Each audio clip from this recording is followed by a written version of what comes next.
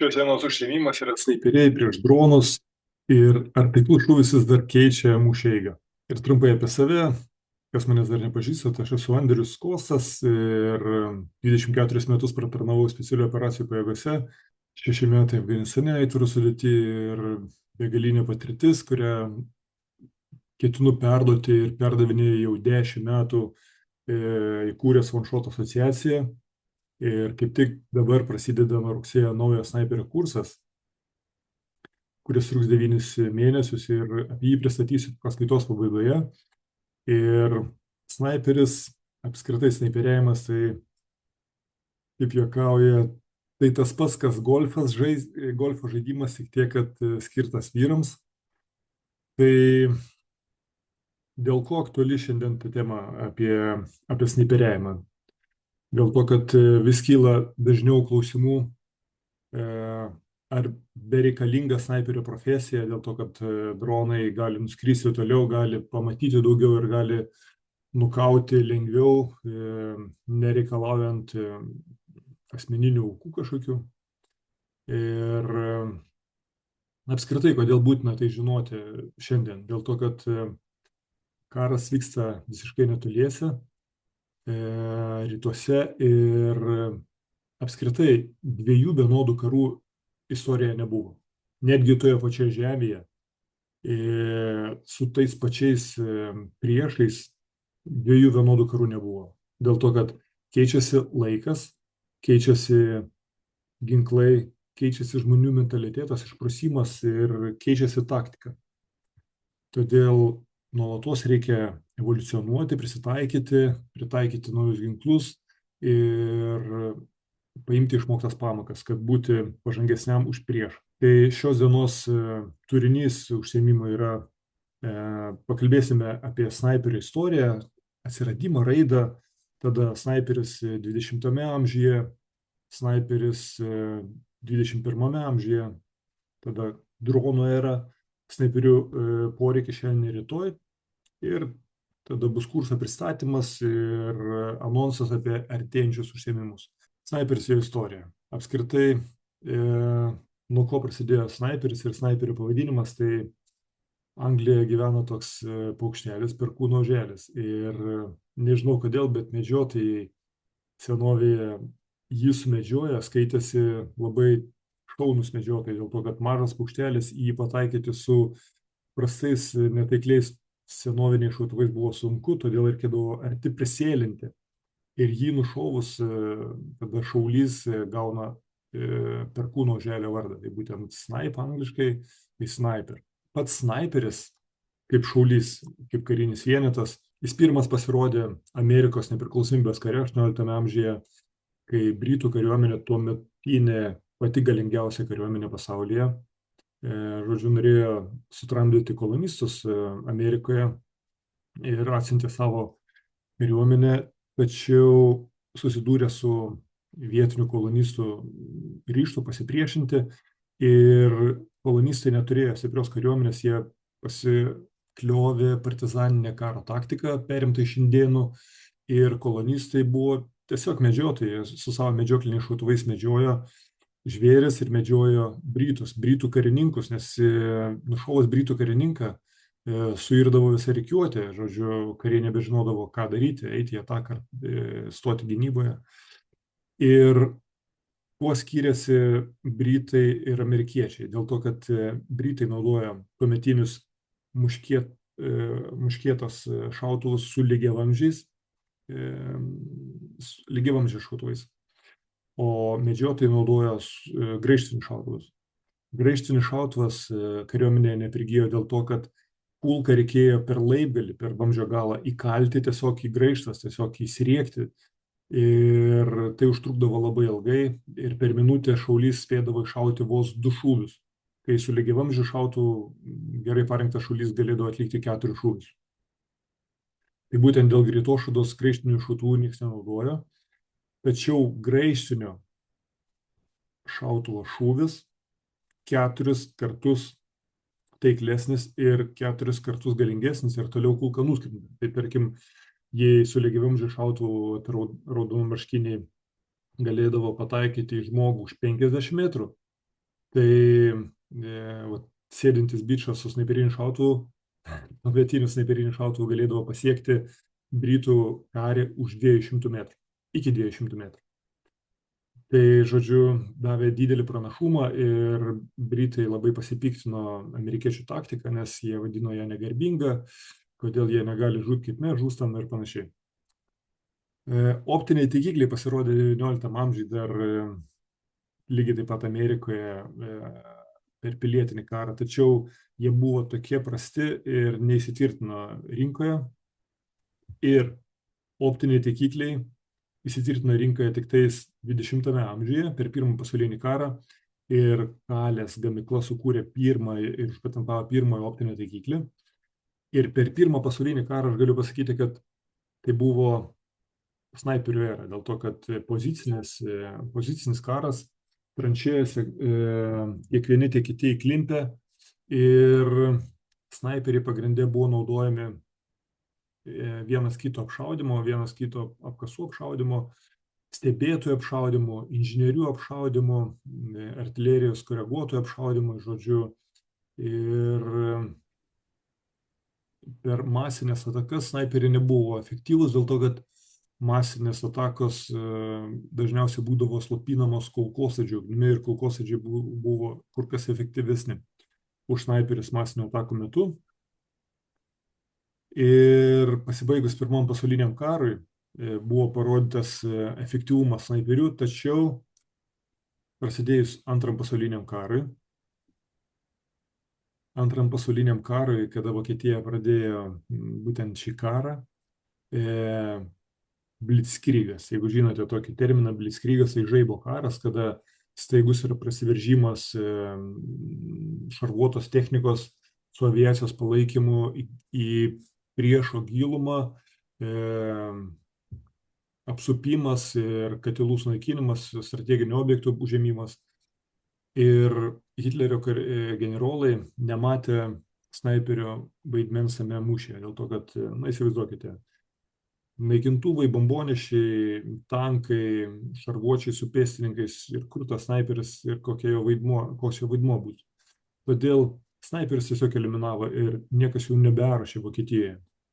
Tuo tarpu Tarybų sąjungoje efektyviai dirbo ir buvo atidaromos snaiperių mokyklos, galbūt dėl to, kad Suomijos kare, žiemos kare su Suomija Tarybų sąjunga nors ir oficialiai baigė karą kaip laimėtoja, tačiau laimėjo Pyro pergalę vadinamą, kuomet patyrė milžiniškus nuostolius dėl savo neprofesionalumo ir būtent dėl Suomijos snaiperių efektyvumo. Ir jie pamatė Suomijos snaiperių efektyvumą, pradėjo periminėti Suomių patirtį, todėl pas juos atsirado ir sportas su slydėm, ir, žodžiu, maratonai, biatlonai, taip pat ir šaudimas, snaiperių rengimas. Ir jie efektyviai išvystė snaiperių rengimą. Ir tai rodo skaičiai per Antrą pasaulinį karą. Vokiečiai rusų karių nušovė 300 000, fiksuotas yra skaičius. Tuo tarpu, kai rusai, vokiečių karių, rusų snaiperiai nušovė 500 000 karių. Čia įskaitant tai, kad vokiečiai turėjo kur kas efektyvesnę ir tobulesnę ginkluotę bei optinius taikiklius, leidžiančius tiksliau ir taikliau pataikyti, bet vien tik dėl to, kad rusų snaiperių buvo ženkliai daugiau ir rusų snaiperiai buvo tikrai labai gerai paruošti, lyginant su kitų kariuomenių snaiperiais, ir todėl buvo labai aršus priešas, karinis vienetas. Blitzkrygo taktika tai aviacija daužoma priešo logistika, ne tik kad logistika, bet ir priešo pasipriešinimo taškai, tuomet veržiasi sunkioji technika, tankai ir vėliau pėstininkai su šarvuočiais užiminėja teritoriją. Tačiau ta taktika yra veiksminga atvirose vietovėse, bet privažiavus prie miesto yra draudžiama įvažiuoti tankam, dėl to, kad sunkus vikšrai ardo grindinio trinkeles. Juokauju. Žodžiu, tankas mieste jisai neefektyvus yra ir labai lengvas taikinys ir jį gali, kad ir su molotovo kokteiliu iššokęs pro langą bičas padegti. ir tankas negali aukštai pakelti bokšto. Todėl į miestą turėdavo įžengti pėstininkai. Ir jeigu pėstininkai įžengia, tai jie tampa lengvų taikinių snaiperių ir snaiperiai čia pasirodė visų gražumu ir matėte turbūt visi filmą Priešas už vartų apie Vasilijų Zaicevą, amerikiečių pastatytą filmą, kaip Stalingrado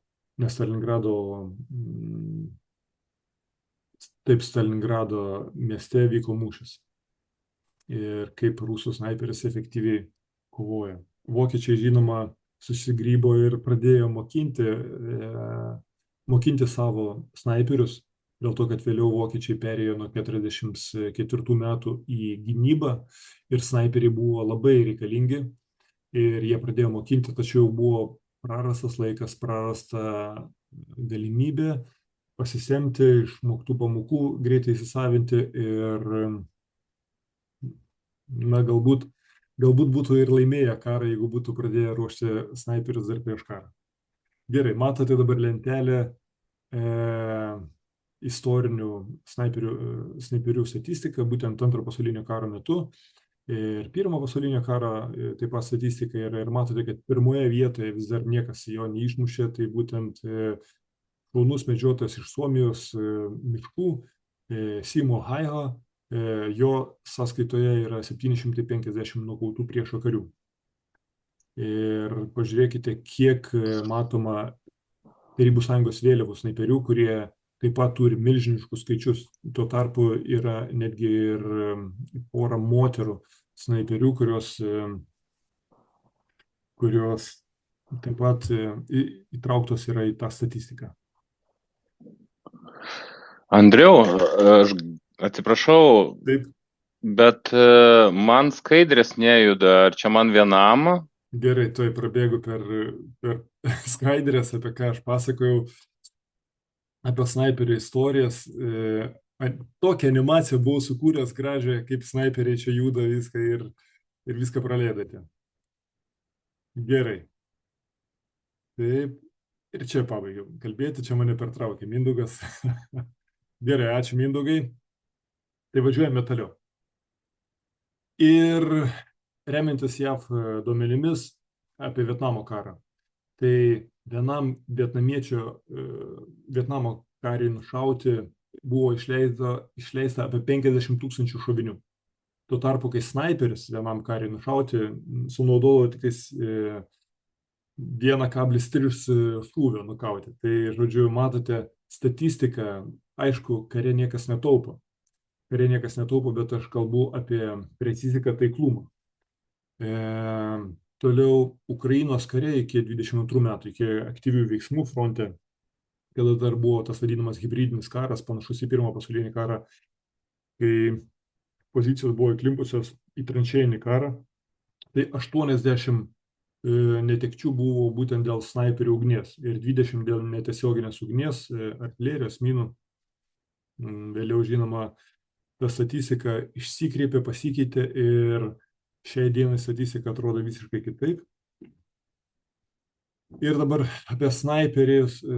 Dabar matote skaidrės juda, taip? Gerai. Ir apie snaiperius 21 amžiuje. Tai būtent 21 amžius prasidėjo galbūt nuo tokio didžiausio, žymiausio karo, tai būtent Irake.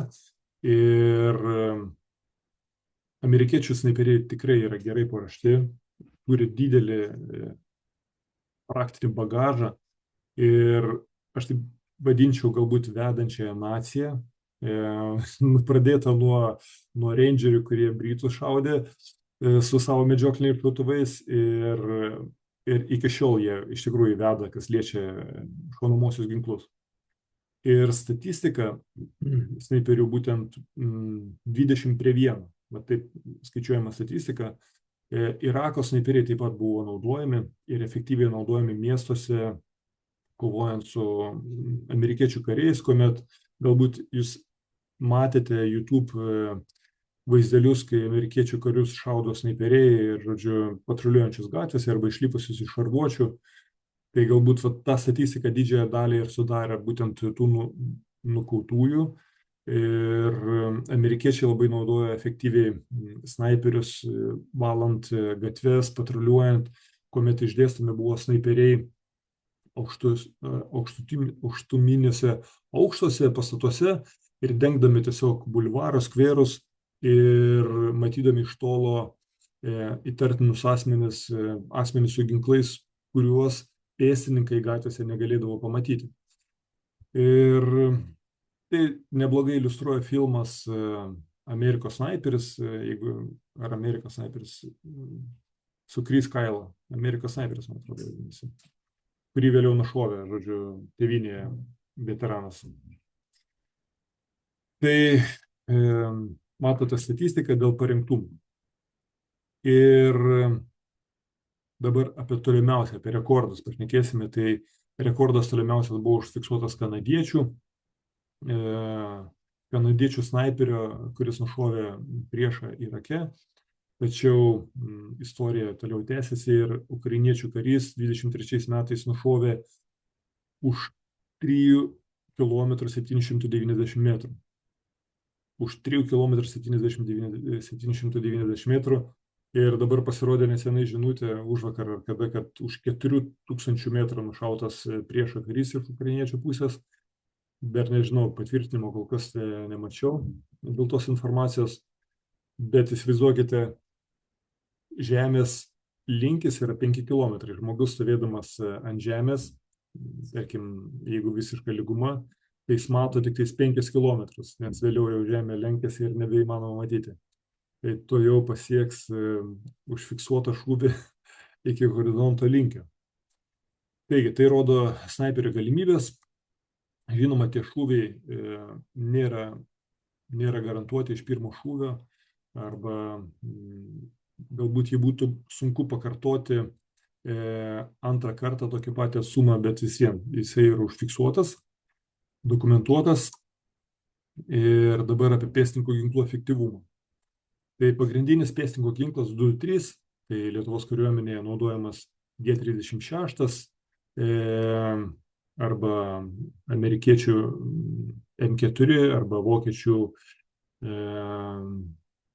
Heckler Koch 416, bet jie šaudo tuo pačiu šoviniu arba 556 arba 223 ir jo efektyvus šūvio nuotolis, aš kalbu efektyvus ne tai, kad už kokią atstumą jis gali nušauti, bet už kokią atstumą gali efektyviai karys pataikyti. Tai 300 metrų. 300 metrų efektyvus šūvio nuotolis. Žinoma, tie, kas eina one-shot kursus, karabino kursus, efektyviai gali šaudyti iki 500 metrų su 223 kalibru, bet mes kalbame apie reguliarios kariuomenės karį. Ir kulkosvaidis 308 arba 762 ant 51 kalibro efektyvus šūvio nuotolis yra 500 metrų. Taip, kulka gali ir už 1000 metrų pramušti plieninį kario šalmą, tačiau aš kalbu apie galimybę pataikyti. Tai pataikyti galima efektyviai už 500 metrų ir populiariausias snaiperinis šautuvas 338 kalibro, kuris plačiai naudojamas dabar Ukrainoje. Jo efektyvus šūvio nuotolis yra 1500 metrų. Matote, koks yra skirtumas lyginant su kitais pėstininkų ginklais. Ir pakalbėsime dabar apie snaiperinio šūvio efektyvumą. Tai už 100 metrų snaiperis laisvai gali pataikyti į akį, už 500 metrų laisvai gali pataikyti į galvą, už kilometro 338 kalibras laisvai gali pataikyti į torsą, į krūtinės dydžio taikinį ir už 1500 metrų patyręs snaiperis gali pataikyti į pėstinį visų ūgių. Ir vienas efektyviausių ginklų mūšio lauke buvo sunkioji technika, būtent tankai, tačiau dronam pasirodžius fronte, Ukrainos fronte, tankai, jie tiesiog išnyko. Jūs turbūt matėte daugybę filmukų, kaip dronai daužo rusų tankus, rusų šarvuočius, rusų netgi uazas vežančius karius ir kaip lengvai tie dronai pasiekia netgi dengtus tankus su šakomis ar su tinklais ir vis tiek juos sustabdo ir vėliau sudaužo. Tai rodo, kad lygiai taip pat kaip mamutai išnyko atėjus žmogui, taip ir tankai panašu laukia lygiai tos pačios baigties kaip ir mamutai.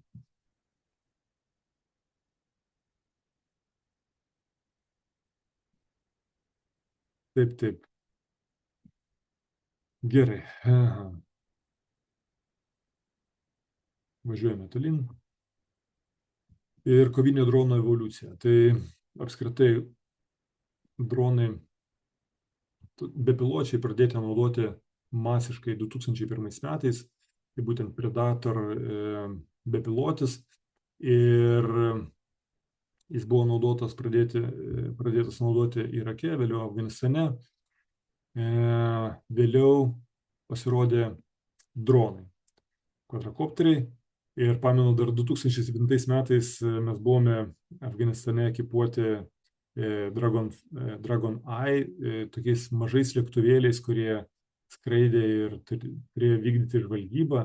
Tačiau jie buvo tokie primityvūs ir tokie neefektyvūs, kad pakėlus lėktuvėlį sunkiai galėdavo identifikuoti savo patrulio bazę, dėl to, kad lėktuvėlį Afganistano vėjai blaškydavo ir kameros stabilizavimo, kadangi nebūdavo, tai vaizdą labai mėtydavo į šoną.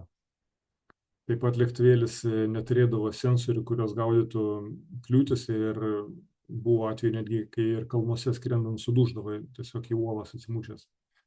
Bet viskas evoliucionuoja ir dabar dronai padarė milžinišką pažangą mūšio lauke. Ir dabar pažiūrėkite į kainas, kokios yra kainos Predatorių. Tarkim, Predatorių kaina 5 milijonai dolerių, Bayraktaras yra, perpus mažesnė kaina, tačiau efektyvumo esmė turbūt panašiai kaip ir Predatoriaus. Ir Bayraktaras pasirodė fronte Kaukazo kare, žodžiu, tuomet Ukrainos kare, taip pat jisai ir Sirijoje efektyviai, ir jisai visur efektyviai buvo naudojamas. Ir Bayraktarą galbūt silpniausioje pusėje tai buvo prieš lėktuvinę gynybą, oro gynybą, tai būtent žemė-oras raketomis.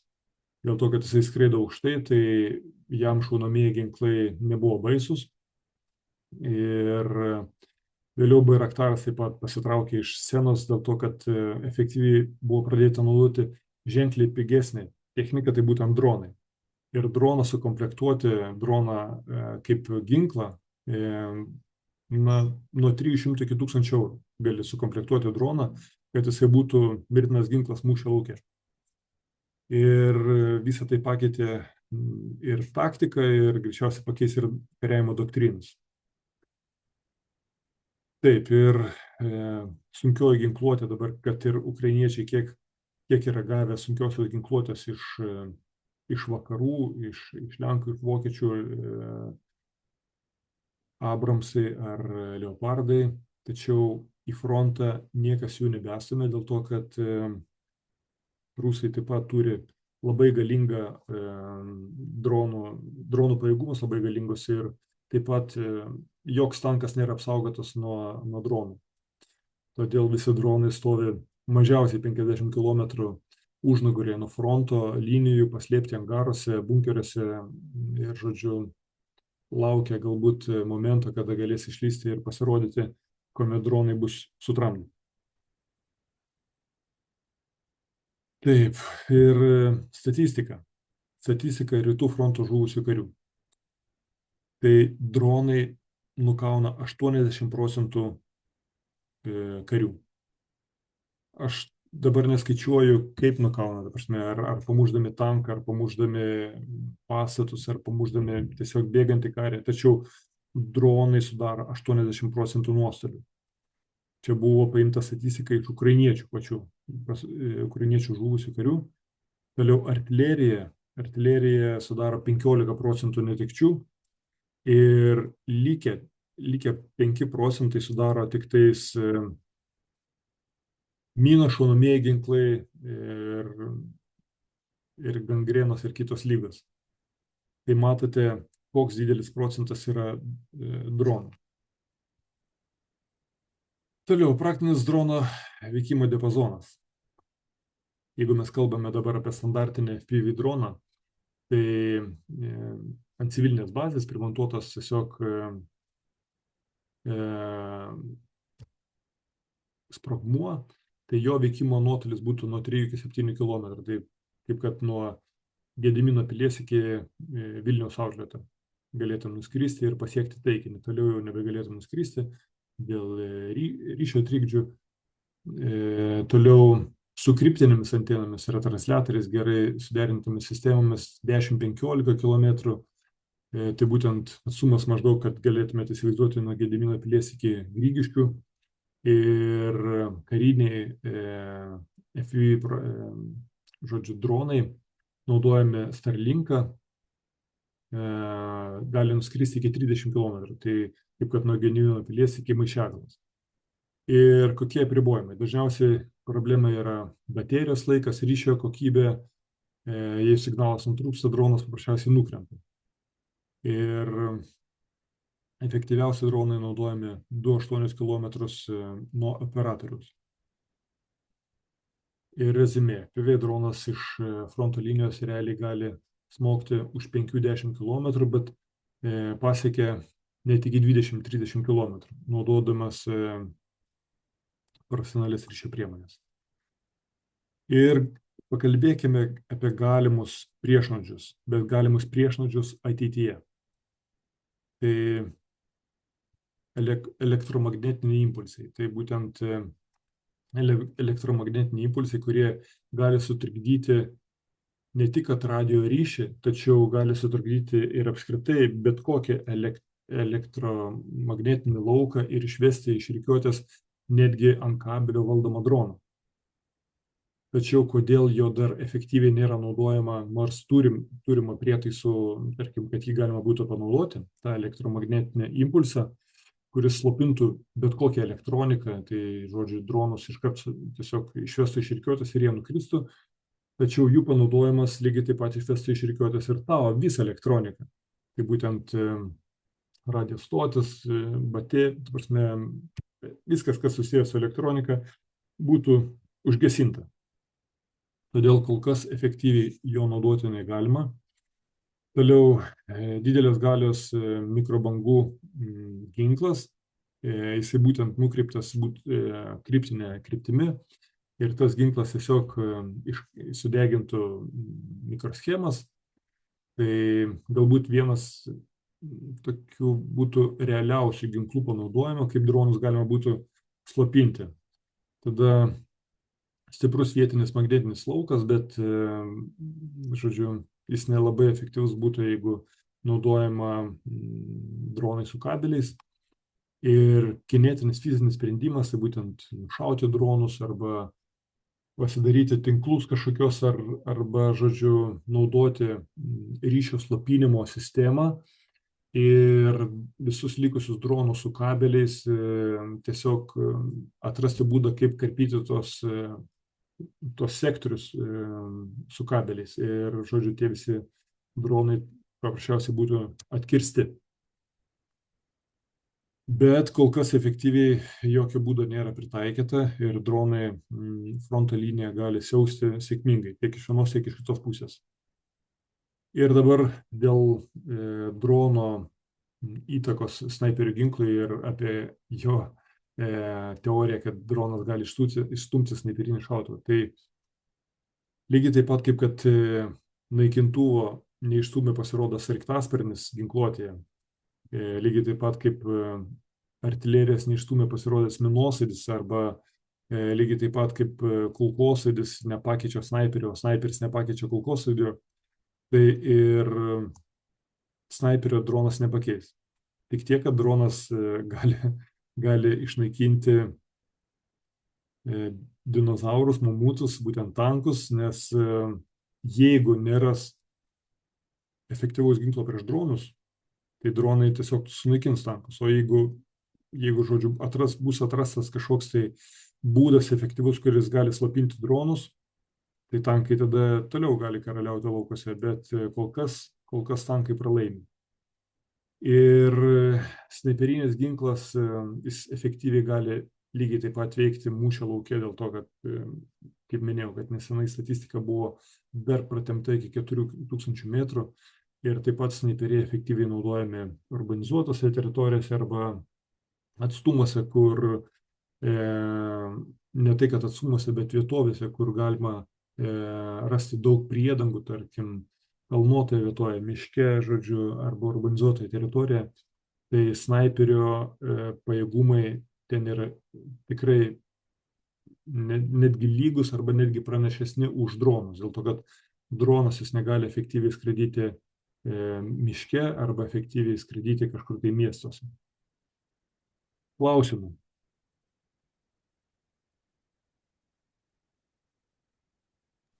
Gerai. Ir kad labai aiškiai viskas išdėstyta. Gerai, ačiū. Tai pereinam prie pristatymų. Snaiperių kursas, tai snaiperių kursas startuoja nuo rugsėjo 14 dienos. Iš tikrųjų, snaiperių kursas jau dabar startuoja, nes padariau įvadinę dalį. Ir snaiperių kursas baigsis gegužės 31 dieną. Ir snaiperių kursas sudarytas yra iš 3 versijų. Tai žalia, juoda ir pilka versijos. Ir apie šias versijas pakalbėsiu plačiau šiek tiek. Ir po šio kurso šaulys bus pilnai parengtas vykdyti snaiperių užduotis įvairaus spektro operacijose.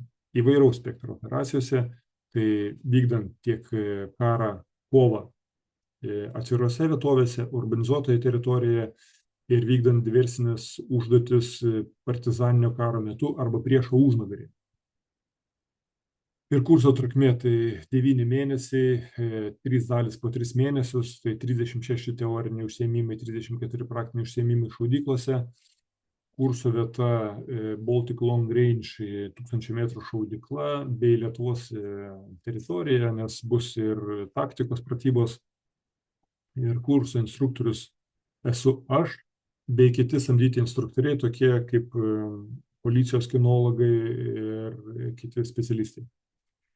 Toliau mokomoji medžiaga ir snaiperio stebėtojo snaiperių komandos įgūdžiai, teorija, praktika, egzaminai. Per kursą mokinsiu ginkluotę, taktiką, topografiją, šaudybą ir ginkluotė, ekipuotė kursantams snaiperinis šautuvas, asmeninė, tačiau neturintiems yra galimybė nuomotis. Ir snaiperio kursą sudaro 3 atskiros dalys. Tai kaip minėjau, žalia versija 3 mėnesiai pratybų, 12 ir 13 teorijos paskaitų. Toliau baziniai snaiperių įgūdžiai per šią versiją bus dėstomi. Tada snaiperio darbas poroje, snaiperio taktika neapgyvendintoje teritorijoje. Tuomet juoda versija. Tai 3 mėnesiai pratybų 12, teorijos paskaitų 13 ir taktika urbanizuotoje teritorijoje, snaiperio sąveika su kitais padaliniais ir toliau pilka versija. Tai 3 mėnesiai lygiai taip pat pratybų 12, teorijos 13, diversinės snaiperio operacijos, snaiperio taktika rezistencijos metu. Ir kiekviena, kaip minėjau, kad 3 mėnesiai rengimo, atskira versija sudaro 12 praktinių, jau pasikartoju. Gerai. Ir tai yra gyva programa, ji kiekvienais metais vis pasipildo, vis tobulėja ir vis atsinaujina. Dėl to, kad aš kaip minėjau kurso pradžioje, pristatymo pradžioje, kad nėra 2 vienodų karų, netgi toje pačioje teritorijoje ir lygiai taip pat one shot nėra lygiai 2 vienodų kursų. Dėl to, kad aš iš kiekvieno kurso gaunu vis daugiau informacijos, daugiau įgūdžių ir tuos įgūdžius stengiuosi perduoti jums.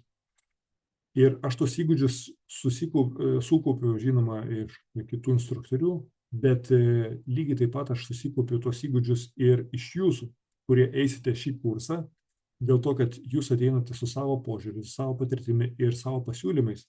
Ir didelį kiekį pakeitimų aš padariau tiesiog prisitaikydamas prie kiekvieno individualaus, pavyzdžiui, mąstymo, požiūrio. Ir tikrai tas kursas yra pažangus vien tik dėl to, kad jis pastoviai yra atnaujinamas.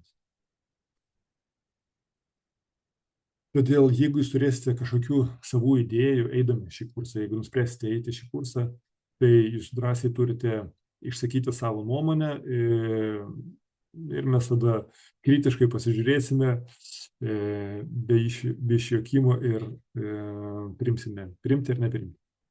Dabar žalia versija, tai 13 teorinių, 12 praktinių, geltoni žymi praktika, balti teorija, žali praktinės pratybas ir matote kalendorių visą su praktiniais užsiėmimais ir žalia versija baigėsi lapkričio 22 dieną egzaminu ir per tą egzaminą bus testuojamas jūsų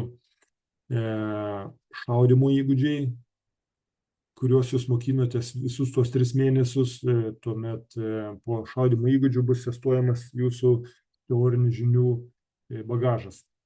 Taip pat prieš šaudymo praktiką bus sėlinimo užduotis, matote, lapkričio 8 dieną, prieš tai aš mokinsiu, kaip sėlinti, o vėliau jūs turėsite atlikti sėlinimo pratybas ir turėsite prisėlinti, nepastebėti ir atlikti šūvį į taikinį, būtent dažniausiai kabinu balionus taikinius, ir aš stebėsiu šalia stovėdamas balionu ir jūs turėsite būti nepastebėti, jeigu jūs būsite pastebėti, jūs būsite pakelti.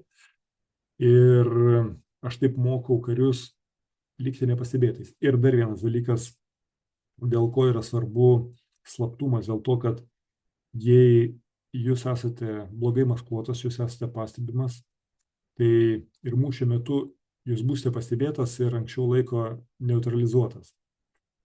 Jeigu medžioklėje jūs būsite pastebėtas, jūs būsite arba liksite alkanas, arba jeigu būsite medžioklėje pamiršęs užsipildyti lapą medžioklės, tai gausite milžinišką baudą ir bus atimtas iš jūsų ginklas, jeigu būsite pastebėtas.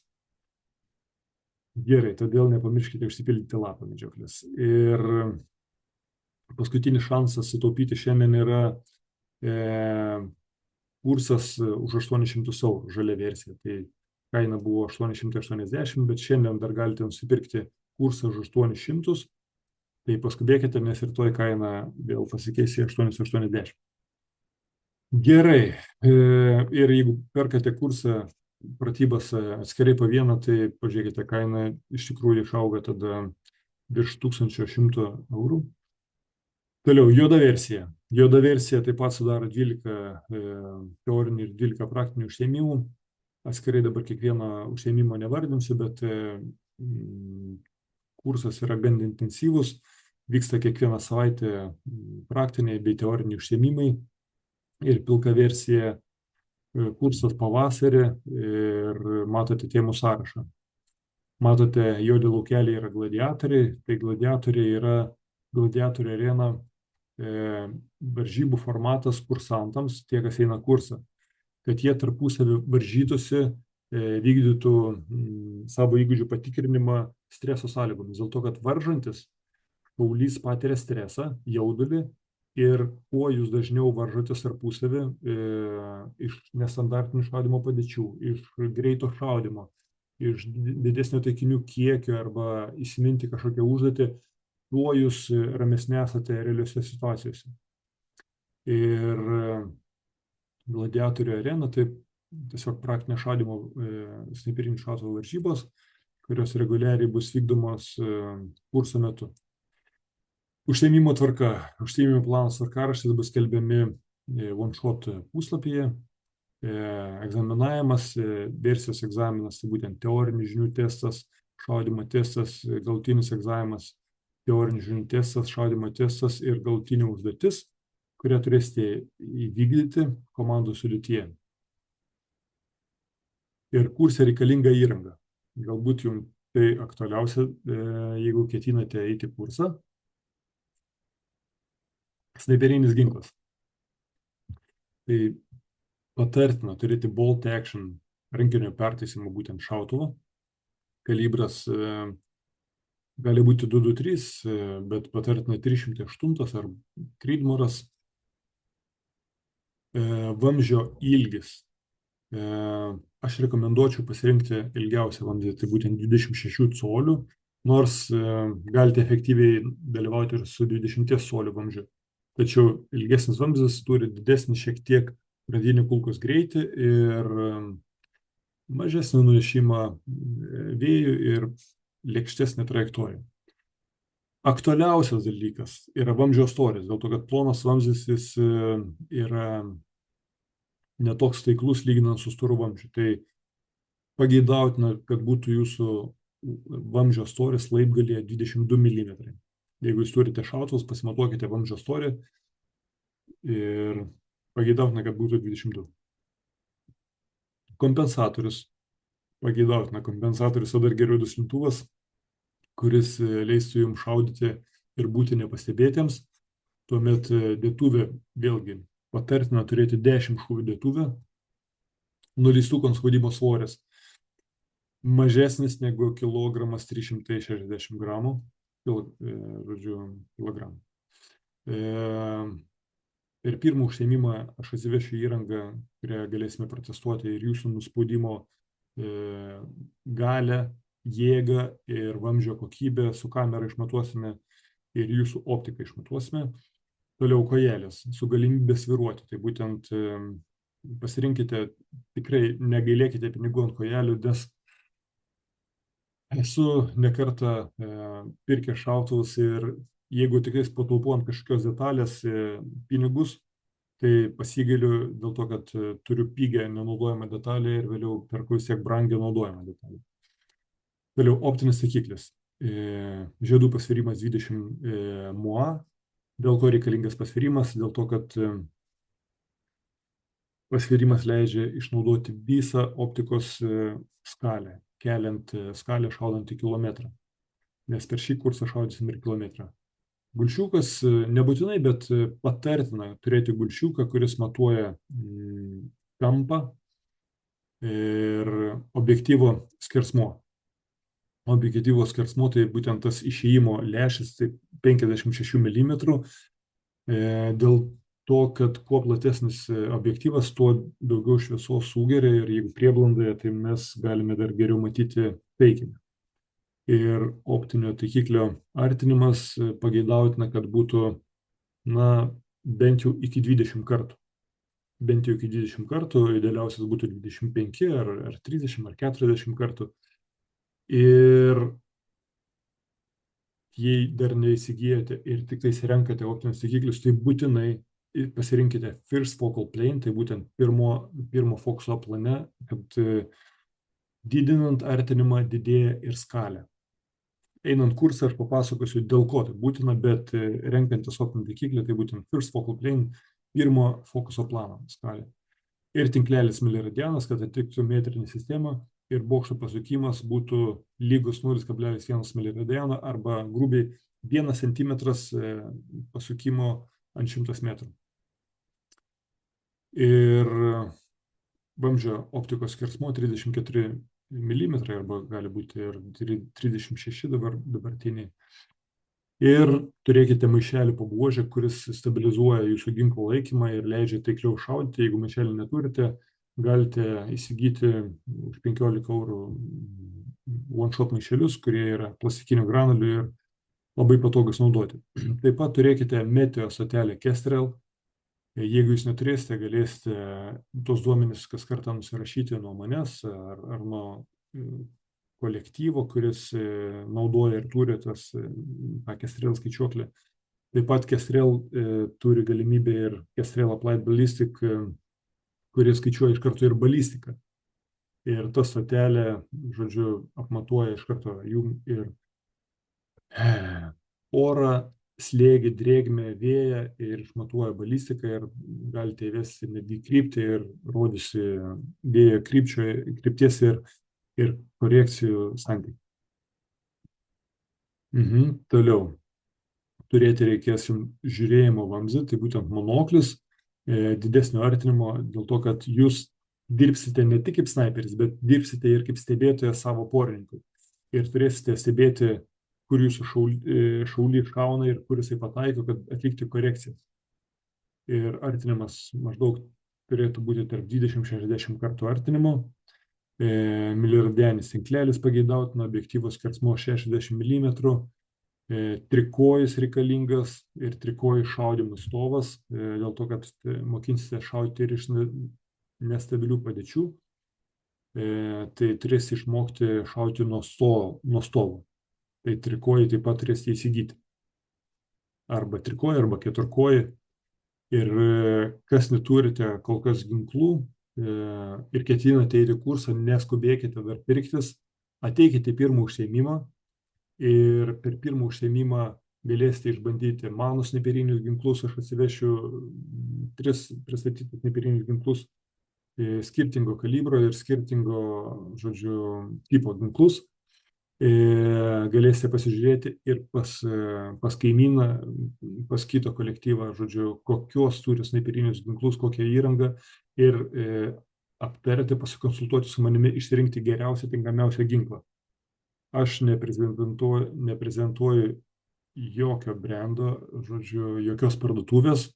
Kainas jūs galite pasirinkti patys savo, tiesiog aš galėsiu pasakyti, kas man pačiam pasiteisino, kas nepasiteisino. Klausimų.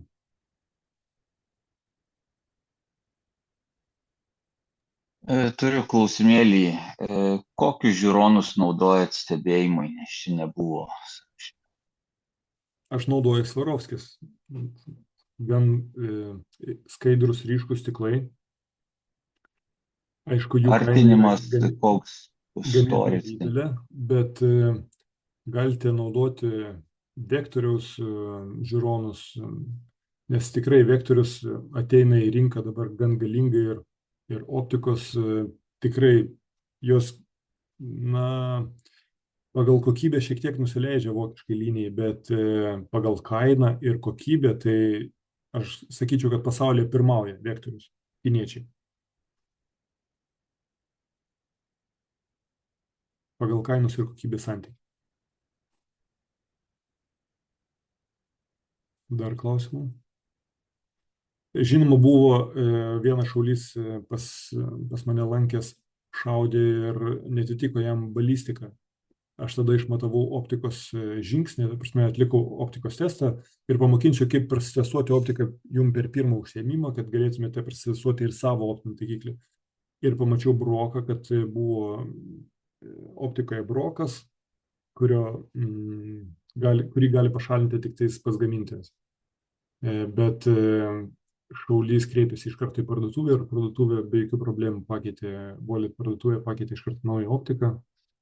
Bet aš turėjau gal 3 skalės optikas ir vieną lygiai taip pat aš siunčiau garantinį dėl to, kad buvo brokas. Nesenai vienas mano bičiulis lygiai taip pat nusipirko naujausią optiką iki 40 kartų artinančią kalės ir taip pat išsiuntė atgal į garantinį dėl to, kad bokšteliai nesisukinėja. Tai žodžiu, nesvarbu koks brendas, brokas pasitaiko pas visus. Bet yra garantija ir dėl to neturėtumėte pergyventi. Gerai, dar klausimų apie kursą?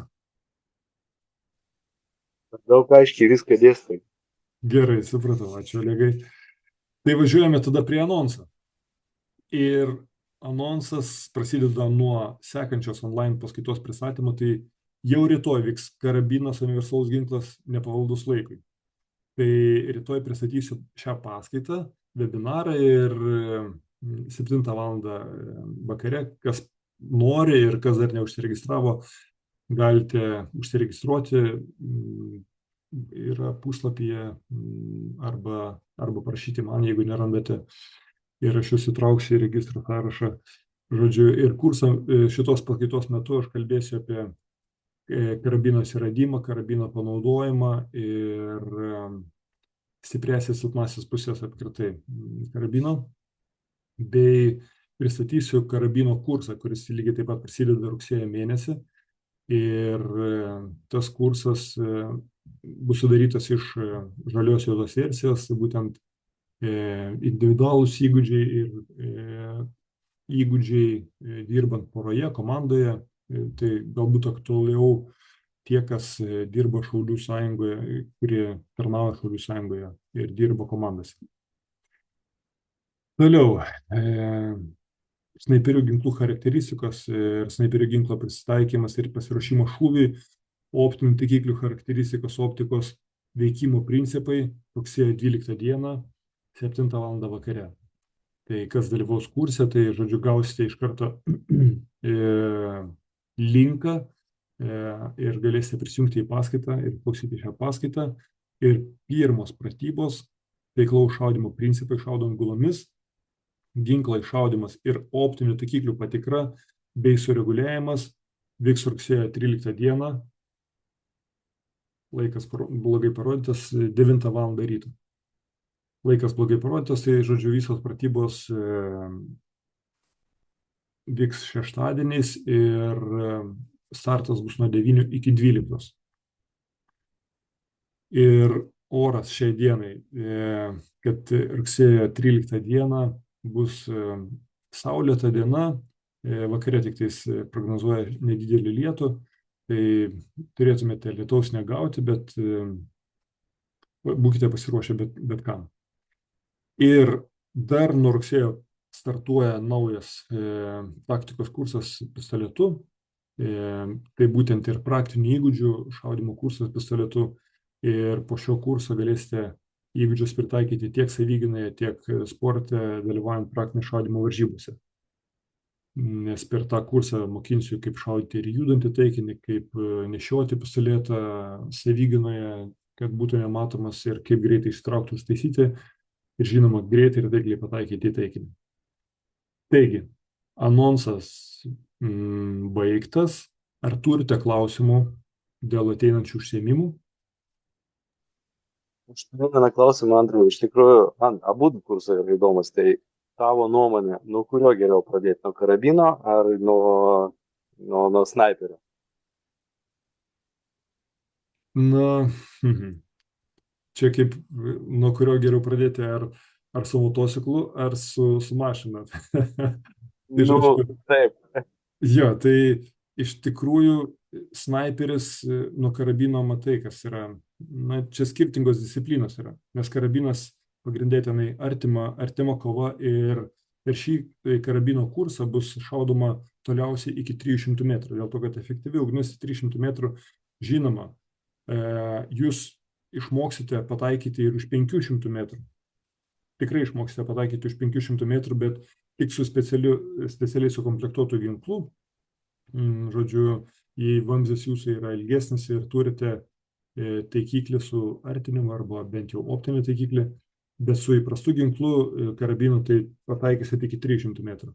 O snaiperio kursas, tai žodžiu, yra jau precizinis kursas, kuris mokina specialybės. Tai jei tu ketini snaiperiauti, tai pasiūlyčiau tada pradėti nuo snaiperio.